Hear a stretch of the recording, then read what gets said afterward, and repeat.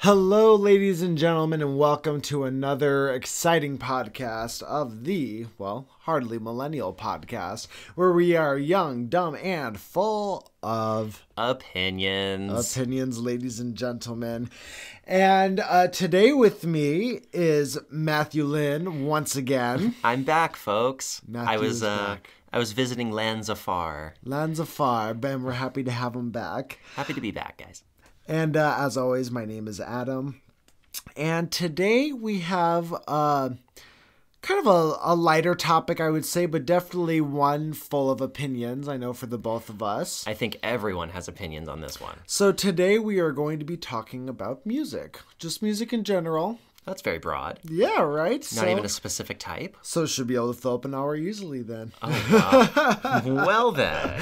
Oh, what a fun discussion. It's going to be fun though. It's especially with all the music we have now, like the mumble rappers and the mumble rappers. You just got to call the mumble rappers out right away, huh?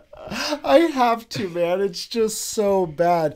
There was a time, I'm sure you remember this, Matthew, but remember about a month ago, you, me, and Justin were sitting on the couch and we were just like, what's trending in music on YouTube? Oh my gosh, guys. It's insane what's trending on YouTube. YouTube. We just went down the list. We were like, okay, here's this. You know, there's some Ariana Grande. I think T Swift was in there somewhere. I love Tay Tay.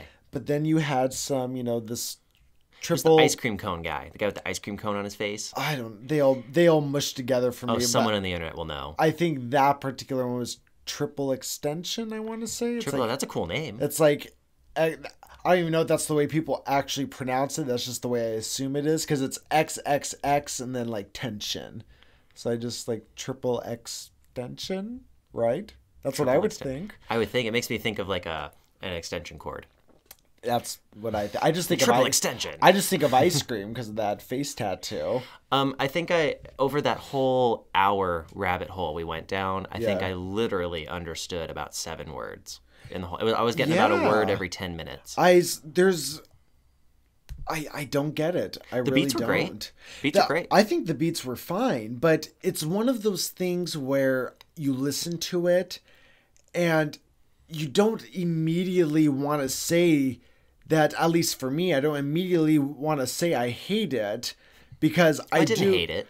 I do want to understand like why this is popular and why this is what newer generations are listening to. So I think that if you actually look up the lyrics to some of those, they are literally just random words being said after each other. And that's exactly why I don't get it. That is the gimmick, though, Adam, is that it's not a song. It's a song, I guess, but the whole thing behind it is there's no actual words. But it's just random. But do you think that later? So, like, for example, you see this. I think every generation kind of starts off in their adolescence liking what their parents liked, right? And then you kind of slowly break off into like your own stuff. I think the first things you probably listen to are your parents' music. Yeah, so like for us, it was a lot of classic rock stuff, right? Oh, tons of classic rock. Loved it. I still love it to this day. Yeah, and I do too.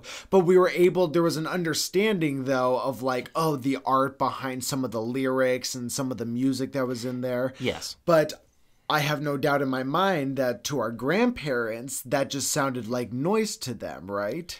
Oh, I think that absolutely, yes. The classic rock, long hair. Right. Yeah, it was outrageous. So whereas you and I look back at look up the lyrics to these mumble raps now and go, well, this is just nonsense. They're literally just random words put together.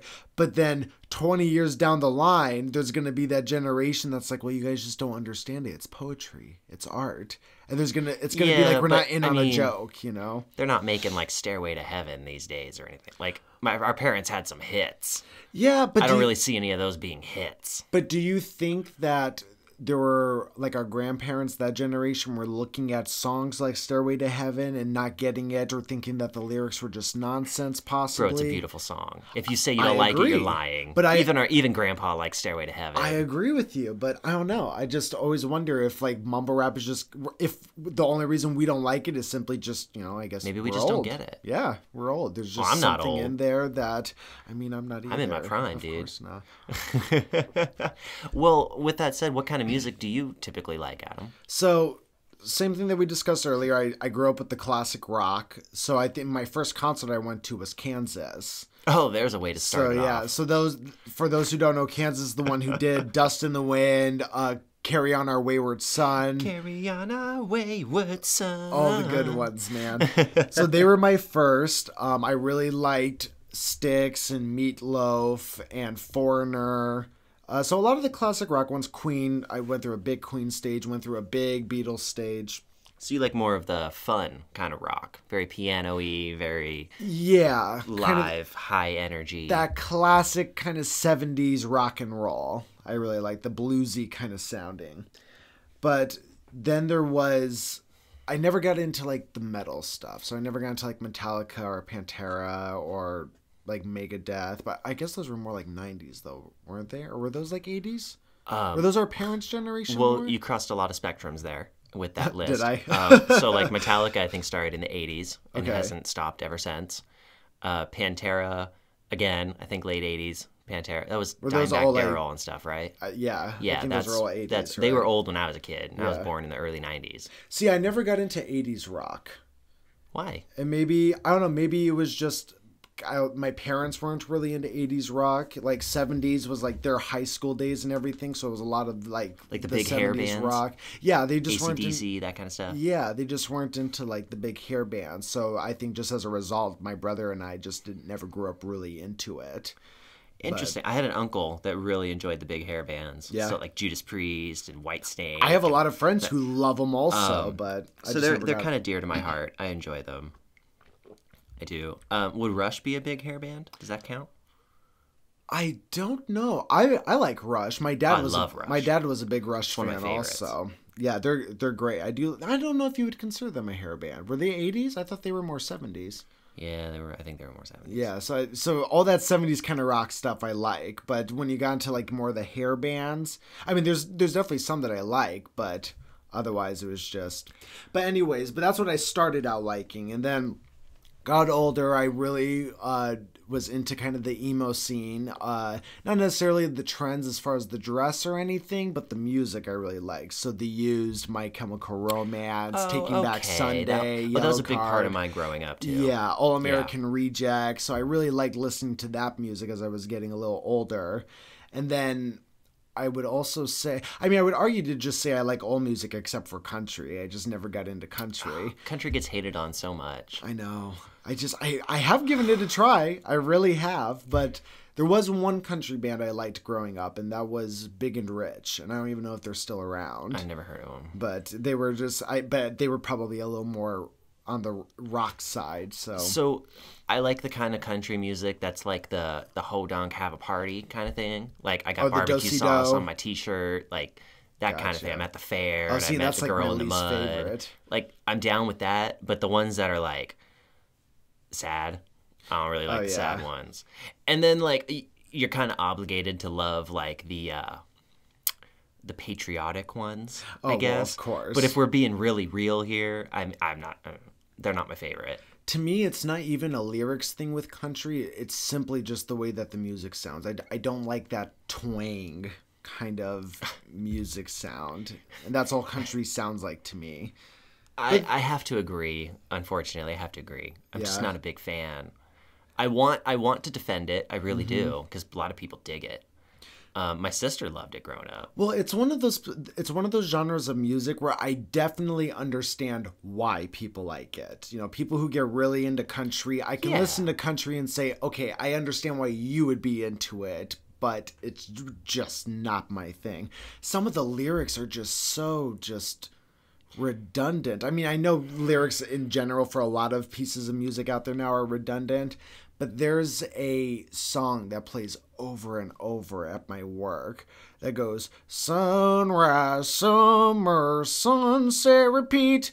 And he repeats it the entire song. Oh. And it's just that. And it's got that twang in the back. You think he wrote it and he was like, this is fucking gold. We're just saying this for 4 minutes. I mean, it must be, because it keeps playing on the radio constantly over and over and over again. It's like, yes, we get it. Days have cycles. Okay, let's... So I do really like the instruments that are used in country music. Like, the more orchestra kind of instruments, the fiddle, things like that. I do too. And I really love when rock and roll incorporates the fiddle. That's what I loved about Kansas. There's a band called Skillet, which is they've been around for a long time, but they're a newer, like our generation kind of band. Yeah, I like Skillet. And they have a cello and a violin that play with them in a lot of their songs. And they'll actually go up on stage with them too. It's the same two guys. It's been the same two guys for years.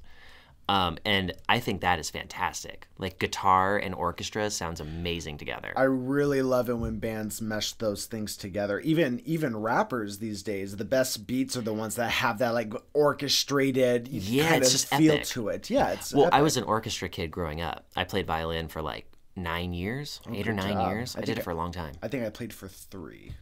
My parents made me. My mom, I used to tell her I wanted to quit, and she would tell me, "No, you love the violin." Did you at one point just start to like it, or did you hate it through the entire 9 years? I liked the class in school because it was kind of a goof off class, right? And all the pretty girls were in orchestra growing up, so that was cool. But actually playing the instrument, I had very little interest in. Oh, really? I was pretty good at it. I was definitely average. But after you were done with school, you're just like, all right, never touching this again. Well, it's funny. I actually quit in like 10th grade. So you did like early elementary school. Yeah, early elementary school. Gotcha. And then middle school and the beginning of high school. But when I quit was actually like the next year was the year that I started to really like girls a lot. And that was when I was like, oh, darn, I should have stayed. Because it all dawned on me. Because now you had that skill you could have showed off. Yeah. So I always had really bad timing on those kind of things. I feel that. I was always the same way. Because I grew up playing piano, and that's a fun one. It is. That's like the mother of all instruments. I know, and I love it. And I do. I truly love the piano. But when I was younger, I hated practicing the piano. Right? Oh, really? So yeah. So when I first started to learn piano, it was because my parents had purchased a piano, and then my dad showed me some. My dad's a musician, but he's more of a guitarist. Oh, cool. But he knew a couple of little licks on the piano that sounded cool to me, so he would just show me them, and then I would play them, and would just be like, oh, well, what happens if I click this note with this note, and then this note with this note, and then before you knew it, I was just off. But because of that, it was like a couple years later, I told them I wanted to take piano lessons, so they found me a piano teacher, and I think I took lessons for maybe a year, but I hated it because it was like, because now it became work. Right. Because now I was going to these piano lessons, and the sweet old lady was teaching me, but then it was like, okay, now do this homework while you're at home, learning how to read these notes and make sure you're practicing the song. Yeah, exactly. Yeah. It took the fun out of it. And I'm glad I to an extent, I'm glad. And there were so many times my dad, would tell me that you'll regret not practicing more and everything one day, and I do. Right. But, when I was a kid, though, I had no interest. But I still hear you play today. We have a piano. Adam got a piano for Christmas. Well, I've definitely, as you get older, you start to realize how important practice is. You almost start to enjoy it, especially when you're doing it with things you like. What's really interesting that I've seen with you is, so I learned how to play the violin, and I learned how to read the sheet music. So you could memorize easy songs, but for the most part, I never memorized the songs. I just got really good at reading the sheet music, and I could play. With you, what I've noticed is you can read the sheet music, but you use it only long enough for you to memorize it. Yeah. And then you get rid of your sheet music. Yeah, and it's just in your head forever. Yeah, it's really, it's strange. I don't know a lot of people who do it that way.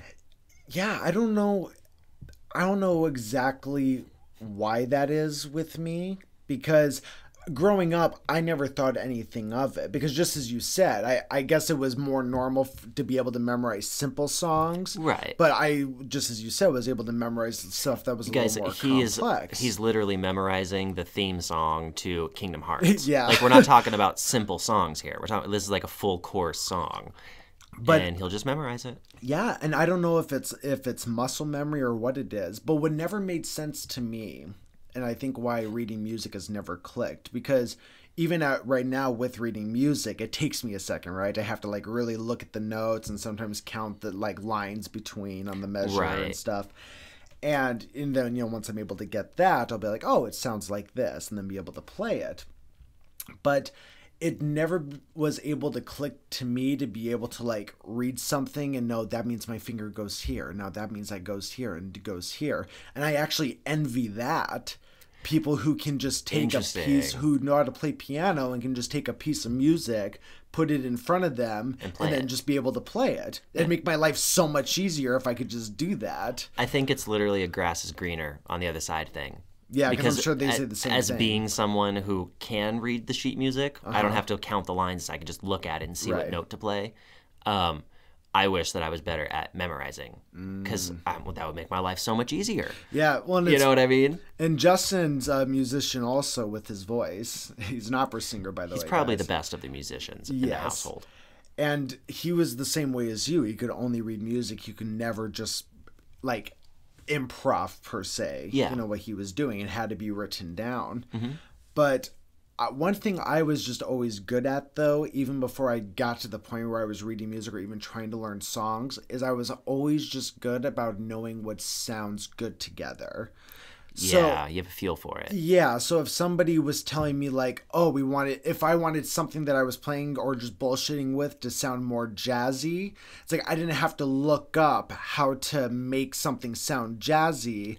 I just knew what a jazzy filler sounded like and knew, oh, well, if you hit some of these black keys with the white keys. So I think anyone can learn to play any instrument. Yes. Obviously, I really do. But I think some people are born using the part of their brain. They just have a knack for instruments. They pick it up easy. Like some people can learn languages easier, but anyone can learn a language. Right, Same exactly. thing with music.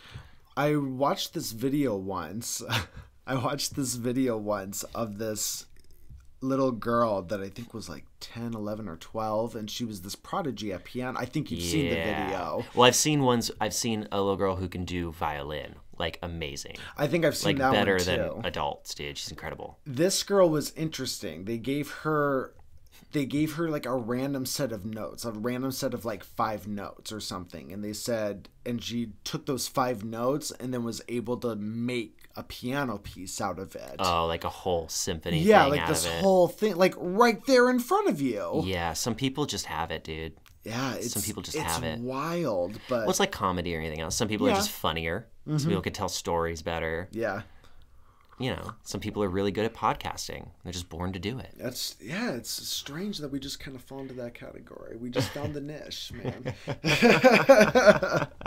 So do you think as time's moving on and computers are getting more and more advanced and able to do more things, that not instruments will go away? Because instruments are like books. They'll always be a thing and they'll always be kind of chic, you know? But do you think that most mainstream music just won't use instruments anymore? They'll just use clips from sound, like a computer? Ooh, that's a good question. Honestly, I don't know. I've never given it much thought. I mean, you could argue that that's kind of what's happening now. I think so. I think that just for the sake of time and money, because when you're creating something, I mean, we know the little things we create take a long time. So imagine an actual like full feature album that you're going to sell like tens of millions of copies of. That would take a year to create that. But if you don't have to record all the sound for it, it would take a lot less time. That's true. And you see that now. But I think it'll never go away because I think at the end of the day, people like the new stuff. They like the mainstream stuff. But it's almost a treat when it's the raw stuff. So look at theater versus movies, for example, right? Right. We love movies. We love watching them. We love talking about them. We would love picking them apart. We love following our favorite actors. But at the end of the day, it costs $6 to go see a movie and hundreds of dollars to go see a play. But yet the movie industry makes tremendously more than the Broadway industry does. But people love the raw format of it, and because of that, it won't go away. It's the same thing with books. I don't think it'll go away, but I think mainstream will become more computers. Yeah, I agree. And like I said, you're seeing that now. But I also think it's a little more integrated than we think, too.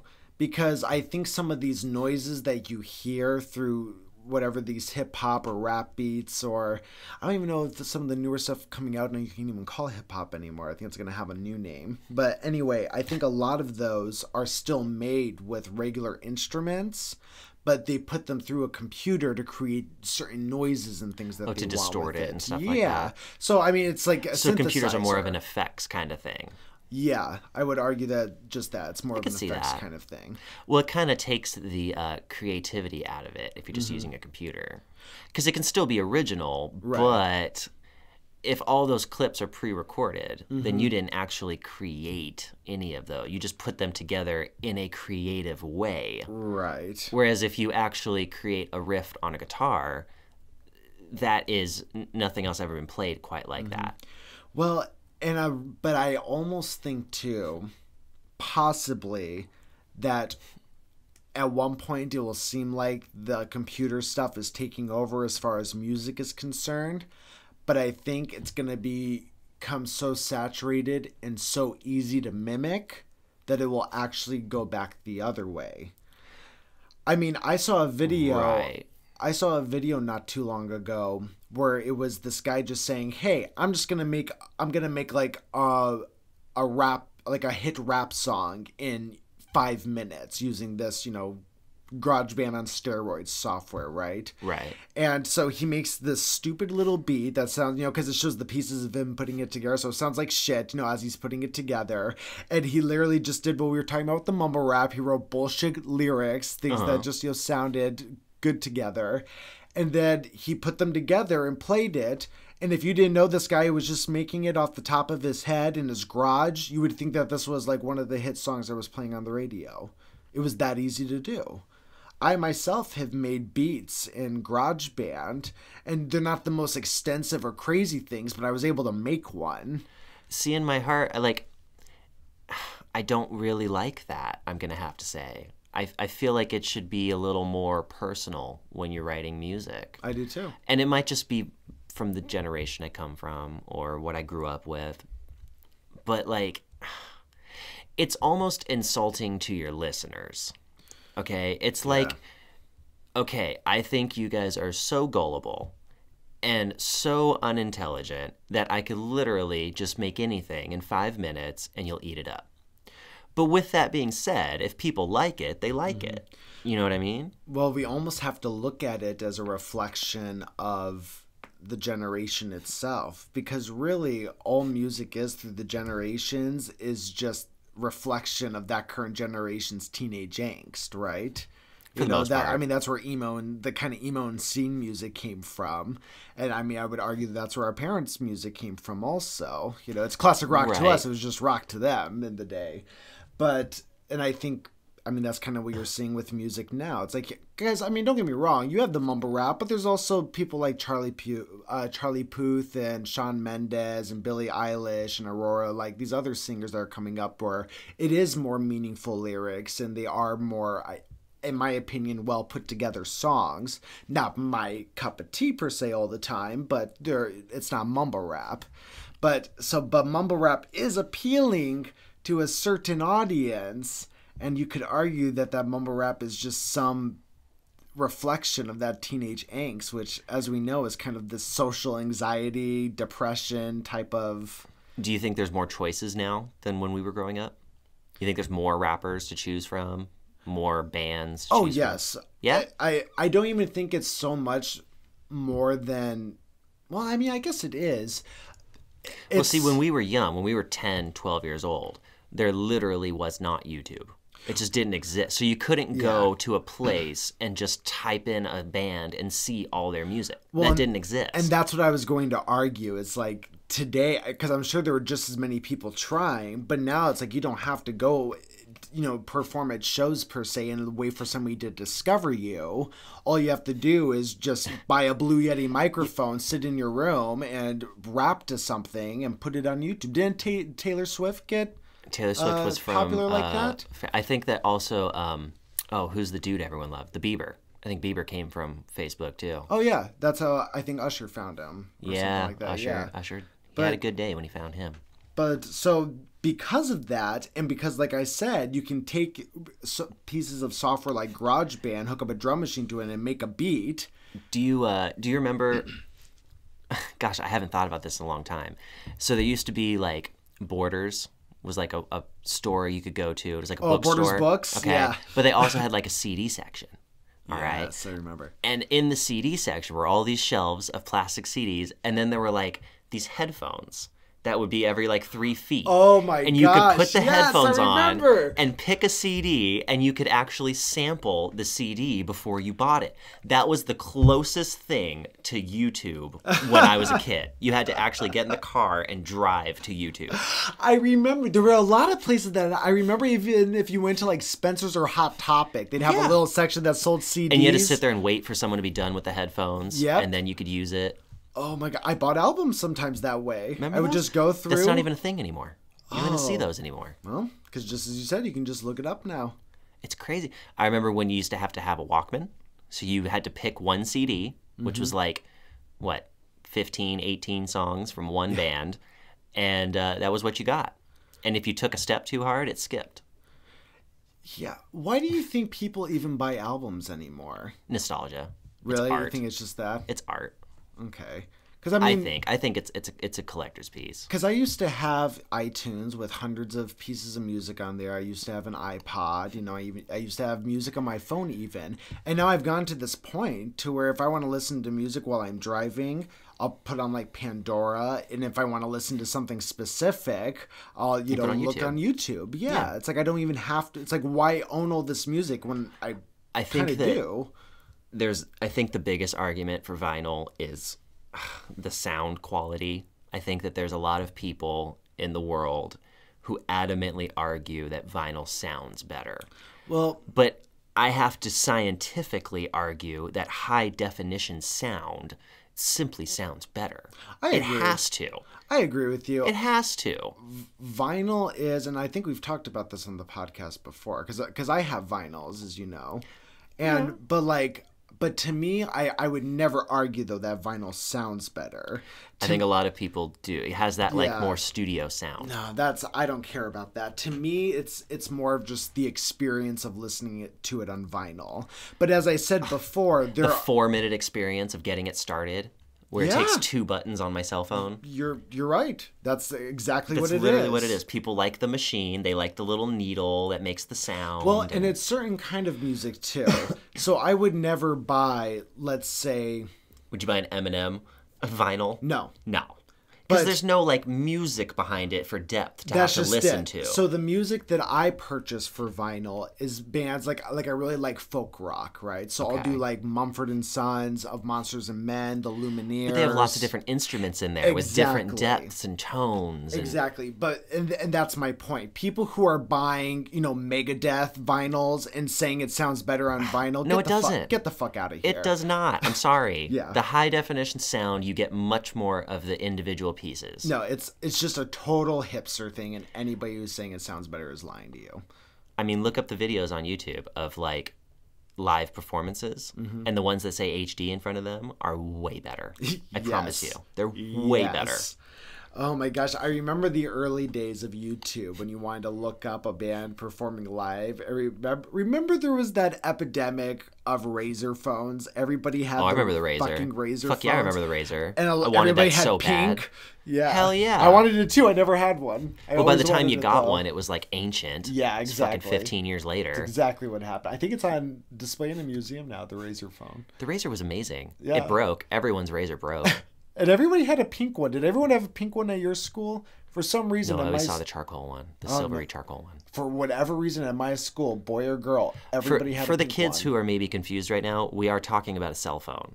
Yes. They used to not be computers. They used to just make phone calls. There was 12 actual buttons on the front of them. And it's called a Razor because it was very, very thin for its time. Yes, but it was a flip phone. It was not sharp. No. Nobody hurt themselves. Don't worry. It was, oh man. You have to distinguish these things. I had a job, just for a little quick side note. Sorry, this doesn't have a lot to do with music, but it's funny. So I had a job at a UPS store when I was younger. Okay. And one day a lady came in with her son, and her son was probably 8, 9, 10 years old, something like that. So it was when iPads had started to become a big thing, the computers. So I literally had an irritated eyeball.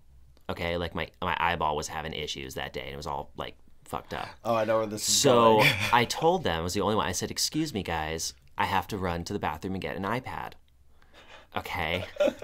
And the kid looked at me and was like, why do you keep your iPads in the bathroom? They're going to get wet and break. And I was like, no, it's in the cupboard. It's okay. It's not going to get wet. And then it dawned on me, like in that moment, I was like, this kid thinks I'm going to go get a computer. I'm like, no, I'm physically going to get a pad that goes over my eyeball. It's like a Band-Aid.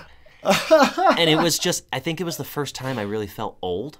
Yeah. You know, I was like, I don't know, 20, That'll 22, something. And it was the first time I ever felt old. Oh my gosh. It's funny when you have those moments like that, right? And just as you said, and I've had moments like that too, and it makes you think like, oh my gosh, I'm getting old. Total disconnect. And then you have to think about the people who are in their 50s and 60s. I'm like, damn, how must you feel? Well, you wonder why they say, oh, old people are afraid of everything. Well, you fucking wonder why. They've seen 3 generations of technology come up around them. They kept up with the first 2, and then they just said, screw it. I'm not even going to try to keep up anymore. Our generation's going to be even worse off, I would argue, because technology moves so quickly now. So fast. It's to the point that older generations will literally pay a premium to have older technology. Yes. So, like, a perfect example is television. How our parents consume television is still DirecTV and Dish Network. Right. Which is like $70 to over $100 a month, right? Whereas me and you, we have Netflix, which is like $11 a month. Yeah. And we have YouTube. Yeah. And that's what we spend for the whole household. And actually 3 of our friends can enjoy that as well. Yeah, exactly. For the $11. So it's not that, like my parents, for example, it's not that they don't want to save money. They would love to save money. It's that they went from broadcast television to where you had to have an antenna on top of your house. Right. Then it came to cable, and they had to have a company come out and run a fucking cable through their wall, and they kept up with that. And then it came to this, oh, now you have a satellite on top of your roof, and they kept up with that. So now we're at 3 different iterations. Right. They're in their 50s now. The new one came out, and I think they would rather pay more to be comfortable because they just don't want to spend the time to learn another thing that may very well be gone in 3 or 4 years from now. Yeah, that's true. So companies actually see that and will charge more successly for older technology. Yeah, it's incredible. You're right. I guess we don't really keep in mind that, just as you said, we look at it as like, oh, why can't she figure this out? It's not so much that they can't figure it out. It's they don't just want to. Yeah, they've been through, just as you said, 3 iterations of it. Why can't you figure out mumble rap, Adam? Why can't you just get it? You probably could and really like it, but do you want to take the time? You're right. No. Yeah, you're right. I already know the music I like. I grew up for 26 years with it. I already know what works. Yeah. I mean, you're absolutely right. It's funny though. Like there have been times where I'm like, I'm gonna delve into mumble rap today and try to figure it out. Oh yeah, and it just doesn't connect. No, it just doesn't, man. You know what I did figure out that I like, that I didn't think I used to, is like musicals, like Broadway kind of shows and stuff. Oh, when did you figure out that? When I moved in with you guys. Justin showed me a lot of them. And, oh, really? Well, okay. Look. I mean, I know he sings a lot of them. I didn't know he actually physically was like showing you them. He showed me like the Roll in the Hay one, and there was an so he showed you really like cool. segments. Yeah, of these gotcha. And they're actually things I would really enjoy to go see. And I always thought that it was such like a, I'm going to use the word pompous, but like such a nose up to everyone else. Like I'm better than everyone else if I listen to musicals. It is, you know, I'm intelligent. I have culture. I listen to, it's not like that at all. No. There's raunchy musicals. There's musicals about killing and wars and stuff. They're not all just lovey stories. No, not at all. And I grew up with my mom really so my dad was actually like you, right? Where he wasn't really into those. And then he met my mom who was really into them. And he was like, oh shit, this is kind of cool. Yeah. So then my brother and I grew up watching a lot of them, and just that. We learned that there's, the lovey-dovey ones, but then there's the really raunchy ones out there. Well, you're not exactly taught that it's for boys growing up. That's true. I mean, yeah. just society in general strays you kind of away from theater as a male. I'm not even talking about necessarily just theater, just musicals in general. So, like, what's a musical that actually you and I really enjoy is Repo the Genetic Opera. Repo is great. Right? I dare anyone not to like that movie. Oh, it's great. It is fantastic. But so I like musicals like that. Little Shop of Horrors is another one that's definitely in the raunchier side. Rocky Horror Picture Show. Rocky Horror, that's another famous one. as can be. There's a musical I really enjoy, movie musical that I really enjoy called Reefer Madness. I've heard of that one. Yeah, they have Jesus Christ Superstar. Yeah, that's which is a good like one. A religious story, but told in a completely non-religious way. It's a roll, rock and roll show about Jesus. Exactly. It was great. So no, musicals are great, and especially because I knew about them before, and then I met Justin, who's an opera singer and has done musical theater, and Justin was really able to open my eyes to kind of the knit and grit of it all. Oh, anything you can think of has been done. Yeah. Your boy Meatloaf, he did Bat Out of Hell. Meatloaf. That's a crazy musical. So But then you have ones like Grease, which are like, here's a bunch of kids in high school and how they... I enjoyed Grease So growing did I, up. But there were the ones out there that I didn't like were some of the more... the word that comes to mind is like vanilla musicals. So there's like Cats. I actually enjoyed Hairspray. Cats, but like Oklahoma was I don't know that one. It's like a Sounds boring. It's like a lovey-dovey musical that takes place in like the Don't Old name anything West Oklahoma, kind of thing. guys. Yeah. Bless you if you're from Oklahoma. Thank you so much for listening. But your state's kind of boring. Sorry. There was another one we watched that was that my parents really liked called I think it was called Seven Wives for Seven Brothers. And again, these are just all very vanilla, kind of lovey-dovey type of, Not really my like if scene. Hallmark made a musical, it would be those, right? I'm sure a lot of people love it. I don't. Yeah, well, and famous songs have come out of some of them also, but it's just not my cup of tea. But there are people like Justin who's really into some of those types of ones. Oh, he loves them. But I really enjoyed growing up, like Phantom of the Opera and Into the Woods. So I was forced to watch Phantom of the Opera every year in orchestra class. Because it's one of those movies. Are you talking about the movie? Yeah. Okay, I'm not. I actually hate the movie. Me too. It's garbage. Okay, yeah. Can't stand the movie. And I've literally watched. I think there's a couple different movies, and I've seen at least two of them. I've seen older one and one that was newer when I watched it. I don't get it. It goes over my head. Really? I just don't. It's too much like Beauty and the Beast to me. It's literally Beauty and the Beast. It's definitely Like Disney got the already hint did of that. Yeah, it's.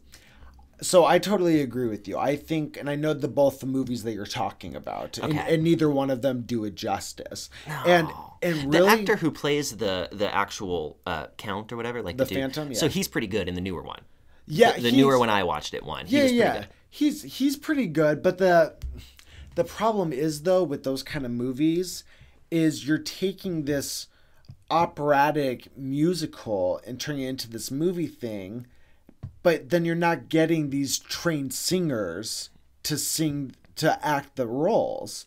So right, they're getting more actors to do it. Right. Yeah. So what you're getting instead of this, and if you go and look at if you go and look at like musical theater and how they sing compared to like how your favorite artist sings, it's very different because the voice training is very different on both of them. It's definitely trained like an instrument. So there was a play, live performance version of Phantom of the Opera that was actually recorded, high definition, edits, everything like that, but it was performed live at the Royal Albert Hall in London. So it's a play. But it's recorded. It's a recorded play. Okay, Yeah. so you absorb it as a movie, but it's not a movie with scenes. Yeah, it's a play that someone recorded. You're watching them perform. Okay, I'm with you. In Sorry, it this took me a concert second hall. to wrap around that. Okay, I'm with you. But I watched that with these actual trained singers, with this actual crazy was it production much better? set. Oh, it was amazing, Matthew. Oh, see. Amazing. So maybe I need to see it in its natural setting. I think so. Because the story is phenomenal. Like, the actual story, everyone loves it, right? Yeah, I certainly do. I Justin just thought the hates movie it. was just so boring. Because the movie is. It's supposed to be interesting. It's supposed to be kind of a creepy thriller sort, and it's... Yeah. It was just so boring. Well, so I was the same as you, to where when I first watched Phantom of the Opera, and the first observation I got of it was that movie. And when I watched it, it was the same thing. I kind of went over my head. I was like, okay, I don't really understand this whole thing. And it actually wasn't. I did like the music, though. So that's what always drove me to it. It was like, well, I like the music, though. So at least there's that. So when I finally watched, years down the line, this Live at the Royal Albert Hall version, it was all about the music. All of a sudden, I was like, oh, that's what it's about. That's what it's about. Like, oh, well, I just got the story now. Have they done a musical for, like, Shakespeare stuff? Like Macbeth? And I'm sure they've done Romeo and Juliet. But have they done, like, Macbeth? Like the dude losing his mind in his castle? I did see a movie of Macbeth. It wasn't a musical, though. Oh, they should do a musical of Macbeth. That would be fantastic. I feel like there has to be. So there have been things out there that it's weird. Nobody makes like Shakespeare movies. They're probably too afraid. They're like, we don't want to fuck with Shakespeare, man. They're not. Well, I disagree. They fuck all sorts with Shakespeare. We fucks with Shakespeare. We fucks with Shakespeare. But so let me explain what happens though. So it's not really popular though to make a direct rendition of Shakespeare's plays. So they always take the plays and they adapt them to other stories. So there's this famous movie that actually won Best Picture when it came out. It's a musical called West Side Story. Oh, I've heard of that. So West Side Story... It's very popular. Mm-hmm. But West Side Story is about two gangs in New York and a boy from one of the gangs and a girl from the other gang getting together and having to hide. It's Romeo and Juliet. There's gotcha. The entire story too. It's not like just that aspect. Like there's a Mercutio in it. Oh, there's really? They literally have direct like, oh, this character represents this Shakespeare they should do character. a New Age Macbeth, like a CEO of a company who loses his mind in his office or something. Well, that's why I feel like it's out there, but it's just called something else, and we don't even realize it's the story of Macbeth. So Macbeth was read to me. I went to a high school that was like a college prep school. Okay, so it was hard. You had to like test into it. You had to be kind of smart to get into my high school. Right. So in our social studies class, we did a year of Macbeth. Okay. And when I say a year of Macbeth, I mean it literally took the entire calendar year to get through the book. That's kind of cool, though. Just analyze the fuck out of it. Well, it was one of those books where on one side, on the right side of the page, was English, and then on the left side was the original Latin. Oh, wow. Okay, so we literally dissected the Latin and then dissected the English and how the translations changed and it took us all fucking year to get through like 300 some pages of Macbeth. Interesting. It fascinated me to no end. I think a high schooler is way too young to be introduced to Macbeth, the story. Yeah. Because there's so much like psychological anguish going on in that story. Right. It blew my mind. It was too many things I had never heard of before. Too many concepts I had never thought of before. Macbeth's a really complex it's heavy. Play, too. Macbeth is super heavy. It's literally a very powerful man and his lapse into complete psychosis. Yeah. And I believe it takes his life. Yeah. But he totally, and it's so well written. Like the Latin is so well written, dude, that you can't even translate it correctly.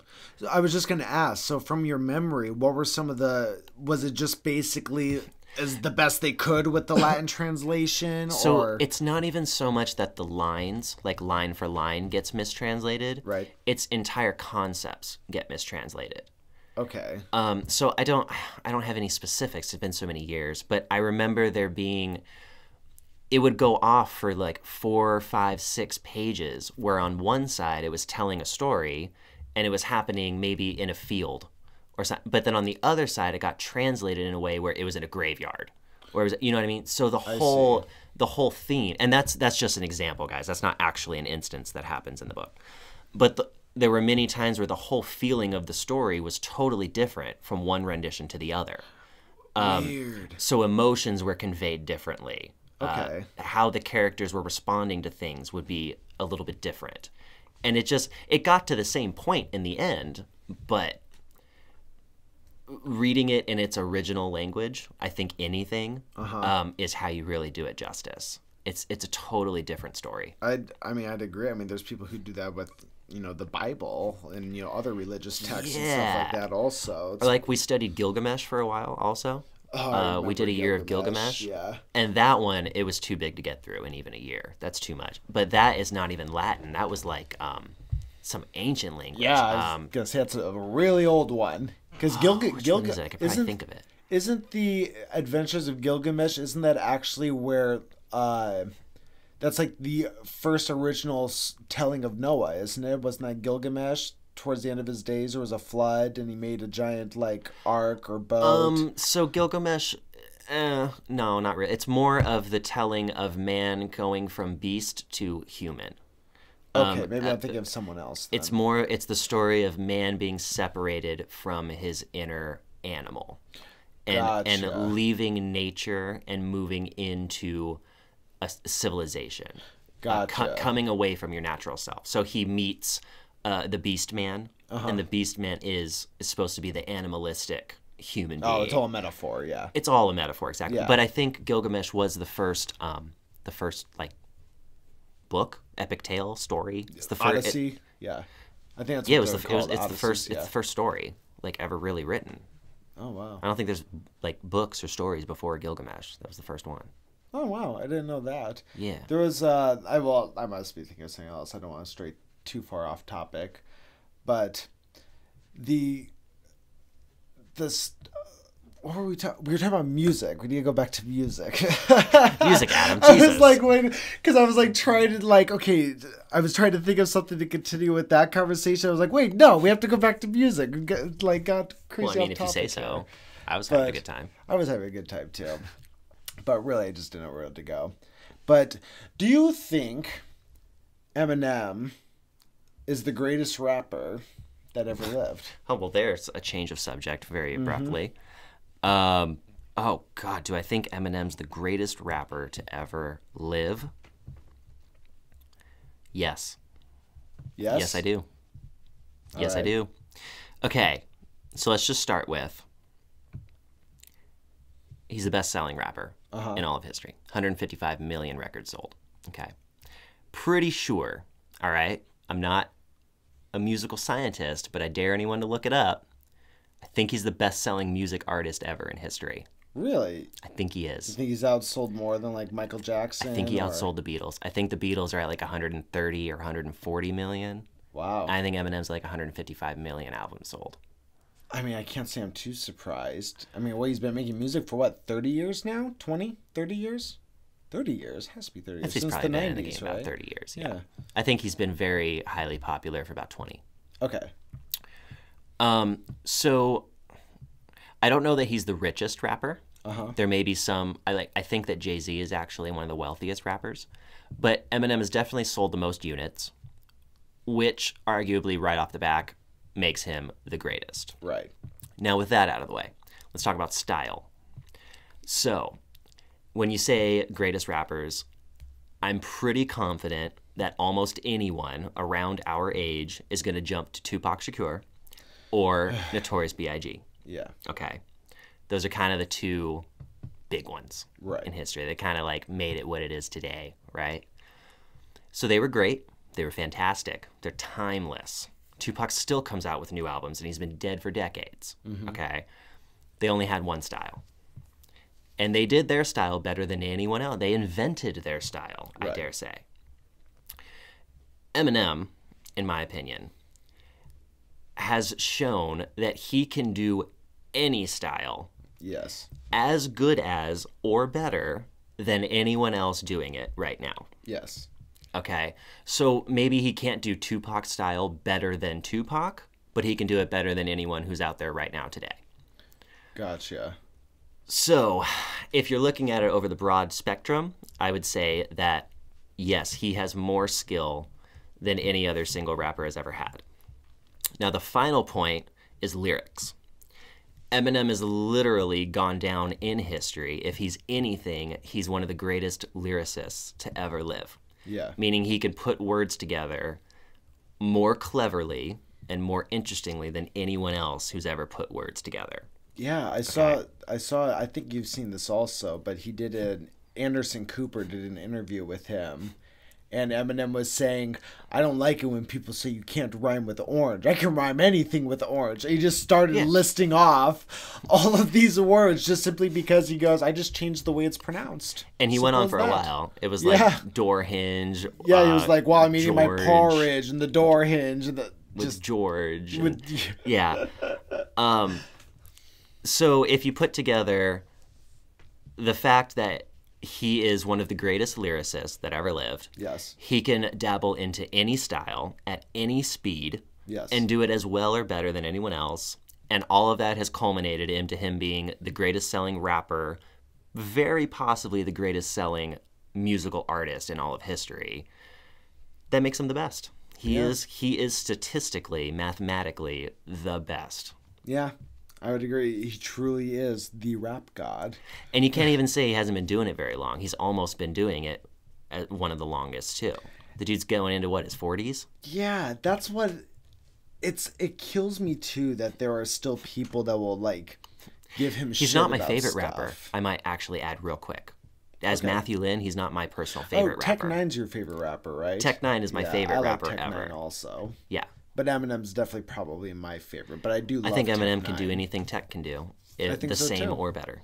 I would love for Eminem and Tech-Nine to get together and do something, but I don't think that will ever happen. So if you look at it historically, Eminem's had a lot of feuds. Oh, that's also what makes him the best. There's another point. He's never lost a feud with any other rapper. He just kicks ass and he's every literally time. ended multiple careers. Yes. Like actually made the other person's career stop. Benzino, he did that too. He totally just ruined his career. So that's just one more point why he's the best. Yeah. You know what I mean?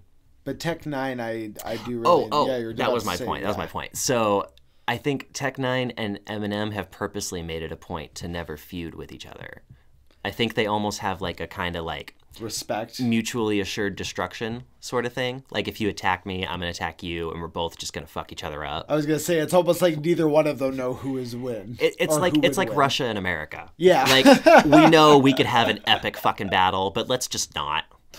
Tech-Nine is self-produced too, isn't he? Tech-Nine like is, I think he's actually the most successful. What do they call that? There's a word for it. Indie artist, independent artist. That's what they call it. Independent artist. So he started Strange Music, which is his label now. But I don't think he started Strange Music until he had a little bit of money built up. Right. Because you got to realize, Tech-Nine, he's independent, but he's still a millionaire. The dude makes over $10 million a year. Oh, yeah. Like, I think I actually read a thing that Machine Gun Kelly, the last feud that Eminem had with, so everyone thinks he's so little and hasn't been around. Like, that dude has $10 million in the bank. Oh, no. He's a millionaire. Machine Gun Kelly has been around for a while. That's why I was so excited when Machine Gun Kelly released his Rap Devil, because I've been listening to Machine Gun Kelly for years. Oh, I didn't even know who he was before that. Yeah, and I really like him. I mean, I don't think he doesn't even hold a match to Eminem.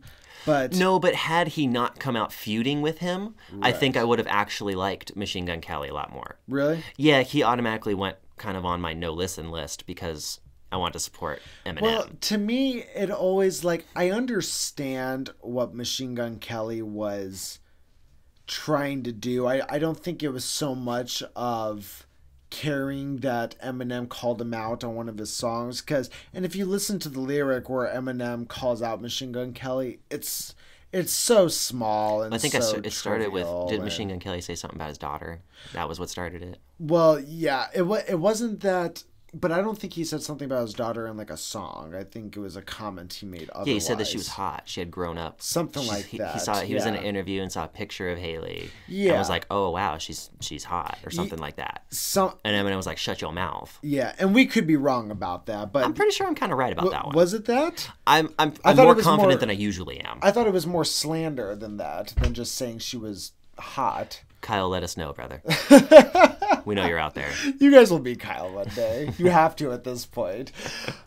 But anyways, because what bothered me was the line that Eminem did, because Eminem didn't dedicate an entire song to dissing Machine Gun Kelly, at least in Kamikaze he didn't.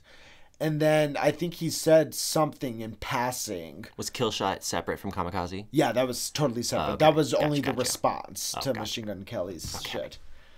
Came out about the same time, though. Yeah, about the same time. So Kamikaze came out. He said some passing line about Machine Gun Kelly. Machine Gun Kelly heard that, was like, fuck this shit, and then did Rap Devil, which I don't really think Machine Gun Kelly was even bothered by it. I think it was just well, here's one way to, boost my viewership or my Oh, yeah. He literally popped champagne when Eminem talked about him. Yeah. And then Eminem wrote a lyric about it. Yeah. Exactly. And then you had, so they did Rap Devil, which, for Machine Gun Kelly was a good song. I liked it. But then Eminem did Kill Shot. And you're just like, Machine Gun Kelly, sit down. It was over. Even Kelly said, he's like, I had a response, and then I heard Kill Shot, and I was like, oh, never mind. Like, he literally said that in an interview. He even, did a little thing with his pocket. He's like, I just put it back in my pocket. Yep. I was like, never mind. Yep. So, I don't think he meant it that way. I think he meant it to be like, all right, I don't want to keep this going. But it sounded like I gave up. Yeah. Is what it sounded like in the interview. When I first heard about this whole Eminem and Machine Gun Kelly feud, I almost at first thought Eminem's Kill Shot was, it obviously, killed, it was just a bunch of insults towards Machine Gun Kelly, but I almost He roasted him, dude. He roasted him bad. Yeah.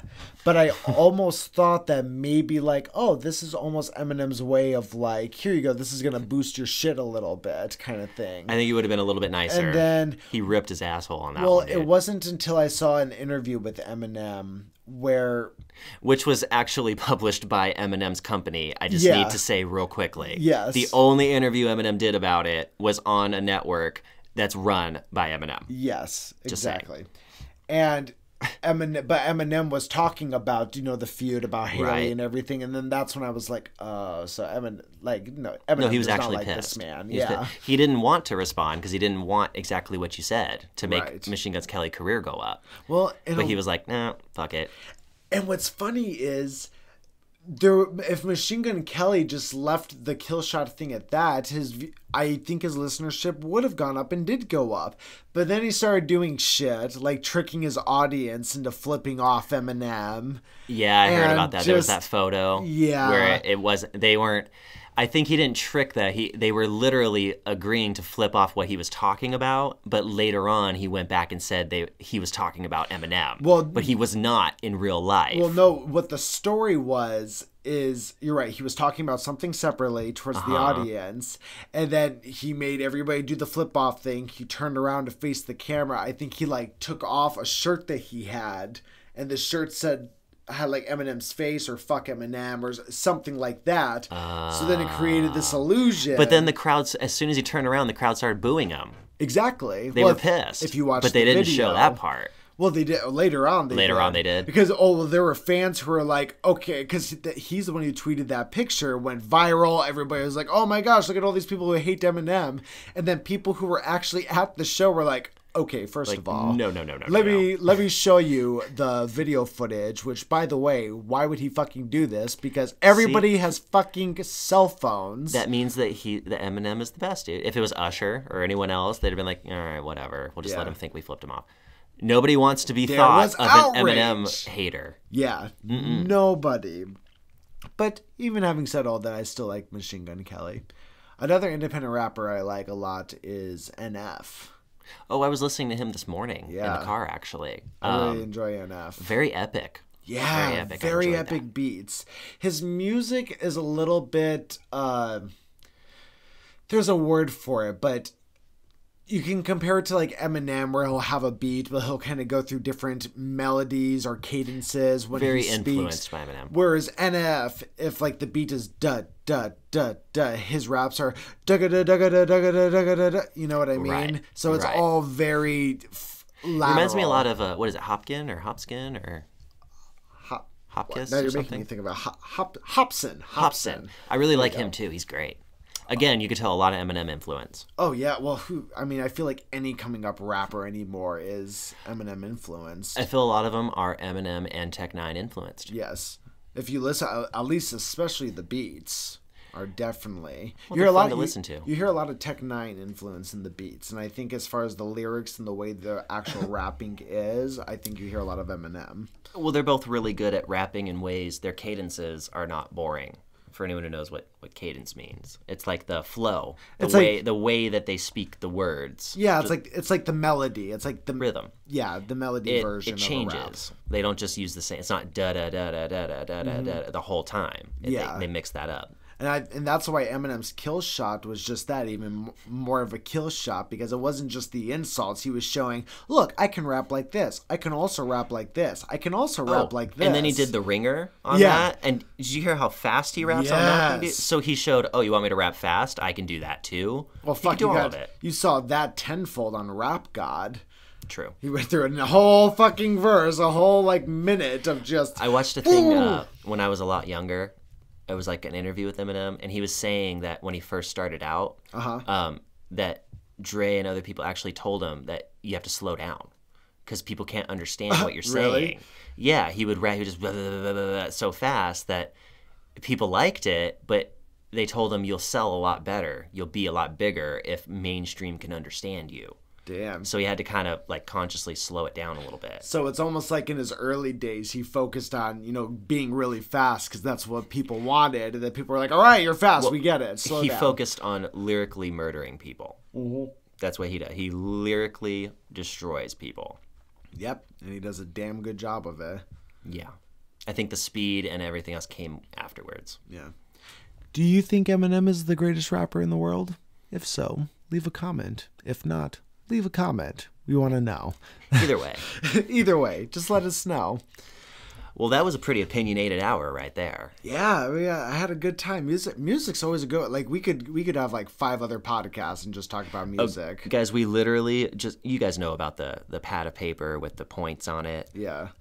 We have 9 points and we got to 2 of them today. 2 of them, yeah. Just to give you a little insight on how much we love to talk about music. I think music will be another fun one to visit once we're able to have Justin on with us, with his insight into He'll want to theater sing. And.